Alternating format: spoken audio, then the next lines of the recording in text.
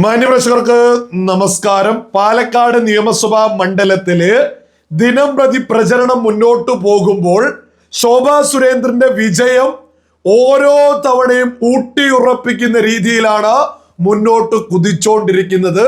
ഇത് എതിരാളികൾ വലിയ രീതിയിൽ തിരിച്ചറിഞ്ഞുകൊണ്ടിരിക്കുന്നു. അതിന്റെ ഭാഗമായിട്ട് റിപ്പോർട്ടർ ചാനലിൽ വലിയ ചർച്ചകൾ പാലക്കാട് മണ്ഡലവുമായിട്ട് നടത്തുന്നു. എന്നിട്ട് ശോഭാ സുരേന്ദ്രൻ അങ്ങനെയൊന്നുമില്ല ഇങ്ങനെയൊന്നുമില്ല എന്ന് വിളിച്ചു പറയുന്നുണ്ട്. അവര് പറഞ്ഞ കണക്കിലേക്ക് നമുക്ക് പോവാം. അതിനു മുമ്പേ ആയിട്ട് മീഡിയ വണ്ടിന്റെ വെപ്രാളം എന്താണ് എന്ന് നമുക്കൊന്ന് പരിശോധിക്കാം. നമ്മളിവിടെ കൊടുക്കുന്നത് അടുപ്പുകൂട്ടി ചർച്ച, അതായത് മൗദൂദികൾ നടത്തുന്ന അടുപ്പുകൂട്ടി ചർച്ചയായിട്ടുള്ള വിസ്മയ ഇലക്ഷൻ എന്ന് പറഞ്ഞുകൊണ്ട് അവര് നടത്തിയിട്ടുള്ള ഒരു ചർച്ചയില് ദാവൂദ് വിളിച്ചു പറയാണ്. ദാവൂദ് ഉറഞ്ഞു തുള്ളി രംഗത്തെത്തിയത് ശോഭാ സുരേന്ദ്രനെതിരെയല്ല, മറിച്ച് LDF സ്ഥാനാർത്ഥിക്കെതിരെ, LDF നേതാക്കന്മാർക്കെതിരെ. കാരണം ഈ ദാവൂദ് വിളിച്ചു പറയാണ്, എന്തിനാണ് അവിടെ മുസ്ലിം സമുദായത്തിൽ നിന്ന് ഒരു സ്ഥാനാർത്ഥിയെ നിർത്തിയത്? അങ്ങനെ നിർത്തുകയാണെങ്കിൽ UDF പോകുന്ന മുസ്ലിം സമുദായത്തിന്റെ വോട്ട് ഒന്നടങ്കം ഈ പറയുന്ന ഹോട്ടൽ ഉടമയായിട്ടുള്ള റസാക്കിലേക്ക് പോവില്ലേ? അങ്ങനെ പോകുമ്പോൾ LDF അവിടെ വിജയിക്കില്ല എന്നുള്ളതൊരു യാഥാർത്ഥ്യമല്ലേ?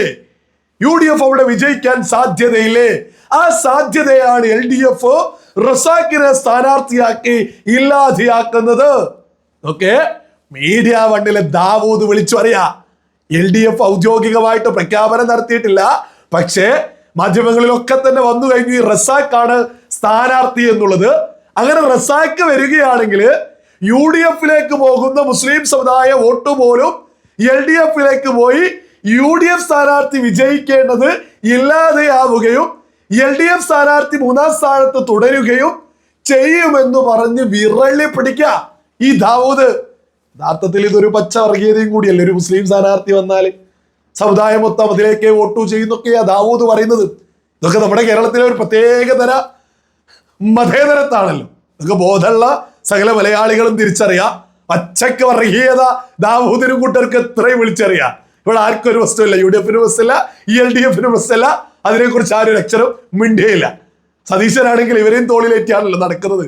അതിനു മാത്രം ദാവൂദും കൂട്ടരും UDF വേണ്ടി പണിയെടുക്കുന്നുണ്ട്.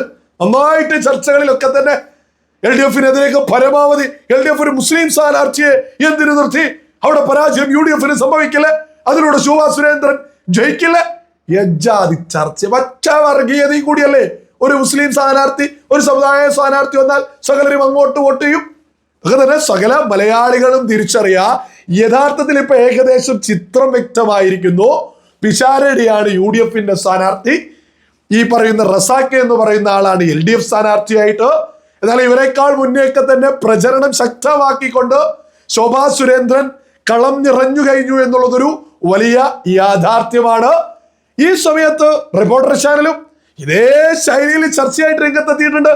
റിപ്പോർട്ടർ ചാനലിൽ ചർച്ച നടത്തുന്നവരെ വിളിച്ചു പറയുന്നത്, ശോഭാ സുരേന്ദ്രൻ 2016 മത്സരിച്ചിരുന്നു. അന്ന് ശോഭാ സുരേന്ദ്രന് 40,000 ചില്ലറയും വോട്ടാണ് കിട്ടിയത്. എന്നാൽ അന്ന് തന്നെ ഷാഫി പറമ്പിൽ 50,000 വോട്ട് കിട്ടി. അപ്പോ വലിയ സംഭവമൊന്നുമല്ല എന്ന് പറയുന്നത്. ഈ റിപ്പോർട്ടർ ചാനലിലെ അത്തരം വകതിരിവില്ലാത്ത ആ ചർച്ച നടത്തിയ ആളോടൊക്കെ പറയാനുള്ളത്, ഈ 2011 അവിടെ BJP 3-ാം സ്ഥാനത്തായിരുന്നു.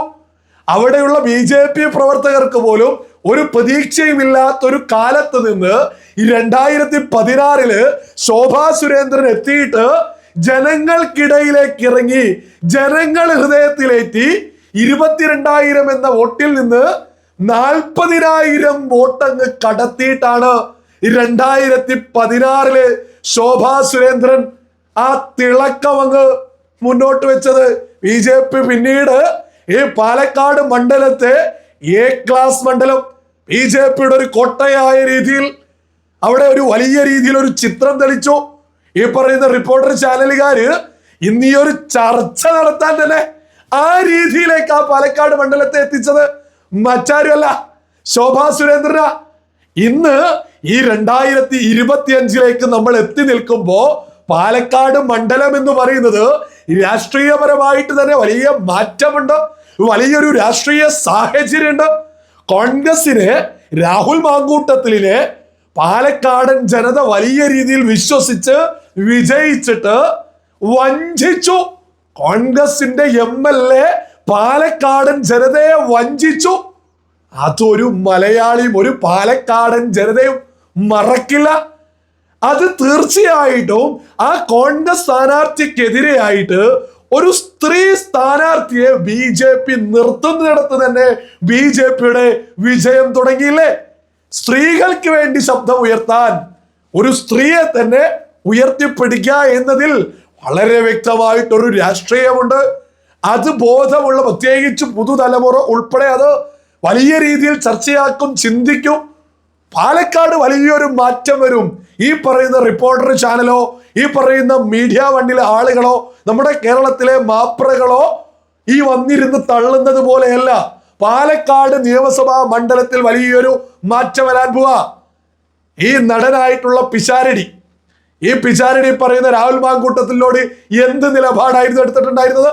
ഇതൊക്കെ ജനം ചർച്ചയില്ലേ?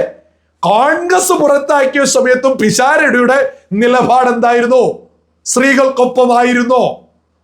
പിഷാരടിയേക്കാളൊക്കെ കൃത്യമായിട്ട് രാഷ്ട്രീയപരമായിട്ട് പാലക്കാടൻ മണ്ണിനെ കൃത്യമായിട്ട് തിരിച്ചറിയുന്ന ഒരു ജനനേതാവാണ് ശോഭാ സുരേന്ദ്രന്. കേരളത്തില് ശോഭാ സുരേന്ദ്രനെ പോലെ മറ്റൊരു വനിതാ ലീഡർ മറ്റൊരു പാർട്ടിയിലുമില്ല. പാലക്കാട് BJP നിർത്താൻ പറ്റുന്നതിൽ ഏറ്റവും ശക്തിയായിട്ടുള്ളൊരു സ്ഥാനാർത്ഥിയെ തന്നെയാണ് നിർത്തിയിട്ടുള്ളത്. ഈ പിഷാരടിയെ പോലും കോൺഗ്രസ് എന്തുകൊണ്ട് നിർത്തേണ്ടി വന്നു? ഇതും ബോധത്തോട് കൂടിയിട്ട് മാധ്യമങ്ങൾ ചർച്ച ചെയ്യേണ്ടതാ. ഒരു തരത്തിലും മറ്റാരെ നിർത്തിയാലും അവിടെ വിജയിക്കില്ല. പിഷാരടിയെ നിർത്തിയാലും കിട്ടിയാൽ പോരട്ടെ എന്ന രീതിയിൽ മാത്രം, പ്രത്യേകിച്ച് ഒരു പ്രതീക്ഷയില്ല. പാലക്കാട് കോൺഗ്രസ് തന്നെയാണ് ഈ പറയുന്ന രാഹുൽ മാങ്കൂട്ടത്തിലെ ചവിട്ടി ആദ്യം പുറത്താക്കിയത്.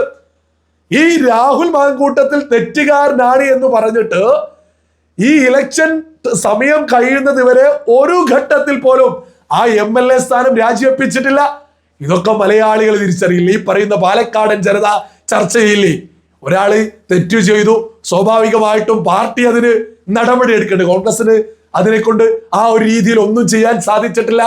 രാഹുൽ മാങ്കൂട്ടത്തിൽ ഈ പറയുന്ന ഈ കോൺഗ്രസിനെ ഞെട്ടിച്ചു നടക്കുക. അവിടെ കുത്തിത്തിരിപ്പുകളുണ്ട്. അവിടെ കോൺഗ്രസിന്റെ ഉള്ളിൽ തന്നെ വലിയ രീതിയിൽ തമ്മിൽ തല്ലുണ്ട്. ഇതൊക്കെ തന്നെ സകല മലയാളികളും തിരിച്ചറിഞ്ഞോളൂ.